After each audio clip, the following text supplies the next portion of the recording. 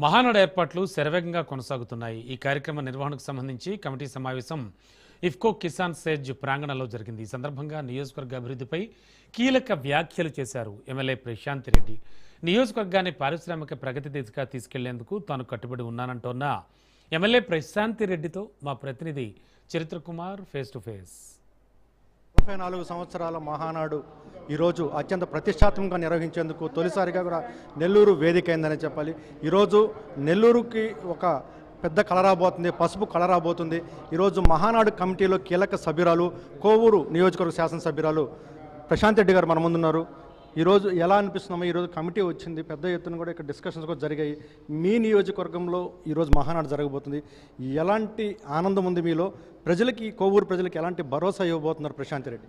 చాలా సంతోషంగా ఉంది. మా కాన్స్టిట్యున్సీలో ఈ మహానాడు పసుపు పండుగ, మన తెలుగుదేశం పార్టీ పసుపు పండుగ ఇక్కడ జరుగుతున్నందుకు, ఎందుకంటే 44 సంవత్సరాలు అయింది పార్టీ పెట్టి, ఇప్పటి వరకు మన జిల్లాలో జరగలేదు. అటువంటిది నారా లోకేష్ బాబు గారు వర్కింగ్ ప్రెసిడెంట్ అయిన తర్వాత మొట్టమొదట జరగబోతున్న ఈ మహానాడు, దానికి ఒక ప్రత్యేకత ఉంది. అది తప్పకుండా మేమందరం, జిల్లా నాయకులు అందరము కలిసి, రాష్ట్ర నాయకులము అందరం కలిసి దాన్ని నిలబెడతామని కూడా నేను తెలియజేసుకుంటున్నాను. ఈరోజు కూడా కమిటీలు, రాష్ట్ర కమిటీలు, జిల్లా నాయకులు అందరము కలిసి కూర్చొని చర్చించుకున్నాం. ఎవరు చర్చించినా, ఇంకా చర్చలు జరుగుతున్నాయి. ఎవరు చర్చించినా, ఏం చర్చించినా కార్యకర్త మనసు నుంచి నాయకుడి మనసులో వరకు ఎలాగా ఈ జిల్లాకు వచ్చిన ఈ మహానాడుని సక్సెస్ చేయాలి అన్నదే మా ఒక లక్ష్యం. ఇఫ్కో కిసాన్ సెజ్లో ఎన్ని వందల ఎకరాలు భూసేకరణ చేశారు?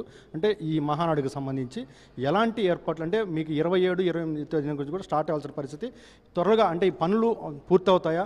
అంటే ఎలాంటి మిషనరీ మెకానిజంతో ముందుకెళ్తున్నారు? ప్రధానంగా మీ ఓన్ కాన్స్టిట్యుయెన్సీ ప్రజలంతా కూడా మీ మీద కూడా ఎక్కువ ఉన్నటువంటి పరిస్థితి, ఎలా ముందుకెళ్తున్నారు దీని మీద?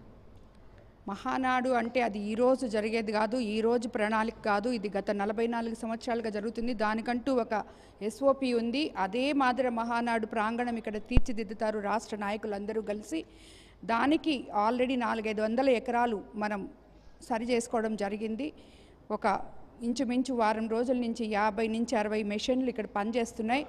సో మాకు తెలిసి అత్యంత త్వరగా దీన్ని క్లీన్ చేస్తాం. రేపు రాబోయే ఇంకొక 4-5 రోజుల నుంచి షెడ్స్ అన్నీ కూడా మొత్తం ఇన్ఫ్రాస్ట్రక్చర్ అంతా స్టార్ట్ కాబోతుంది. దాని గురించే ఈరోజు కమిటీలు అందరము చర్చించుకొని ఒక నిర్ణయం తీసుకోవడం జరిగింది. చివరిగా అమ్మ, పారిశ్రామికంగా ప్రశాంత్ రెడ్డి కోవూరు కాన్స్టిట్యున్సీలో అడుగుపెట్టిన తర్వాత ఇచ్చిన మాట ప్రకారం ఇండస్ట్రీలు కూడా అడుగుపెట్టిన పరిస్థితి, ఇప్పటికే కొన్ని ఇండస్ట్రీలు గ్రౌండ్ అవుతున్న పరిస్థితి, ఇంకా ఎన్ని ఇండస్ట్రీస్ రాబోతున్నాయి? యువతకి ప్రశాంత్ రెడ్డి ఈ మహానాడు వేదికగా ఎలాంటి భరోసా ఇవ్వబోతున్నారు?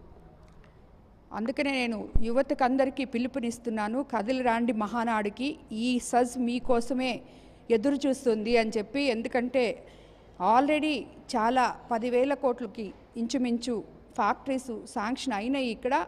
ఇంకా రాబోయే రోజుల్లో ఇంకా కూడా ఎన్నో రాబోతున్నాయి. కోవూరు యువతకి ముఖ్యంగా, అదేవిధంగా నెల్లూరు జిల్లా యువతకి రాబోయే రోజుల్లో బంగారు భవిష్యత్తు ఇవ్వబోతుంది ఈ ఇఫ్కో సెజ్.